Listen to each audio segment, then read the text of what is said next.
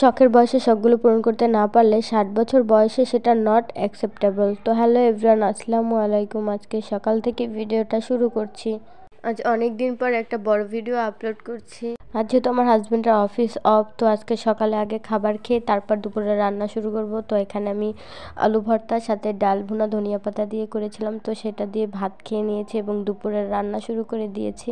আজকে দুপুরে সব রান্নার ভিডিও আসলে করতে পারিনি, ব্যস্ত ছিলাম। তো শুধু মুরগিটারই রান্নার ভিডিও করা হয়েছিল। তো এখানে আমি মুরগি রান্না করেছিলাম।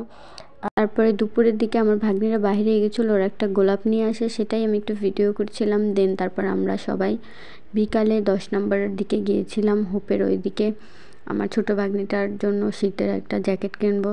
তো এখানে গিয়ে একটু ঘোরাঘুরি করছিলাম আর তারপর দেখছিলাম কোথায় ভালো হয়। তো একটা পছন্দ হয়, ওর গায়ে পরিয়ে আমরা দেখছিলাম ঠিক আছে কিনা সব কিছু।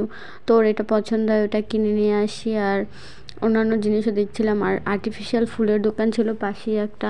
আর এই ধরনের ফুলের দোকান বা ঘর সাজানোর কোনো জিনিস দেখলে আমরা মনে হয় সব কিছু নিয়ে চলে আসি, আমার রুমটাকে সাজিয়ে ফেলি, বাসাটাকে। আসলে আমার মতো সবারই মনে হয় এরকমই মনে হয়। তারপর আসার সময় একটা ভুট্টা ভাজা কিনেছিলাম, আমি কখনো এভাবে ভুট্টা ভাজা খাইনি, তো একটু ট্রাই করব ভাবছিলাম, কিন্তু এত বাজে আমার কাছে একটুও ভালো লাগেনি। তারপর বাসায় এসে সবার জন্য সন্ধ্যার নাস্তা তৈরি করব, চিকেন পাকোড়া করব আর সাথে আলুর দম আর লুচি ভাজবো। তো আমি চিকেনটাকে সব মশলা অল্প অল্প করে দিয়ে পরিমাণ মতো মাখিয়ে কিছুক্ষণ রেখে দেব।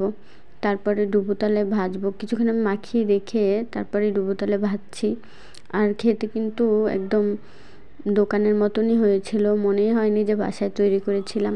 আসলে যে কোনো জিনিস বাসায় তৈরি করলে যদি সেটা ভালো হয় তাহলে কিন্তু খুব ভালোই লাগে।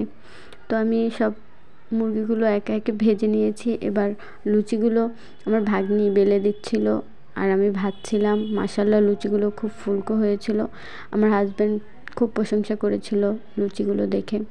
তো এই তো আমার সব লুচিগুলো একে একে ভাজা হয়ে গেছে।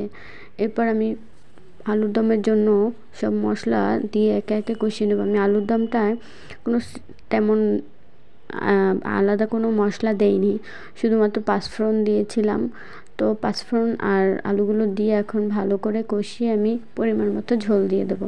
আলুর দমটা খেতে একদম দোকানের মতোই হয়েছিল, মনেই হয়নি বাসায় রান্না করা। সবাই খেয়ে বলেছিল যে খুব ভালো হয়েছে।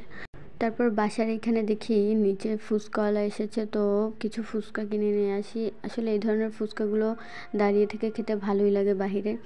তো একটু টক ঘুগনি সব কিছু আমি আলাদা এনেছি যে বাসায় নিজের মতো করে তৈরি করে খাবো। তো আমি একটা ফুচকা ভেঙে ট্রাই করছিলাম। তারপর সবাই মিলে একসাথে ফুচকাগুলো খেয়েছিলাম।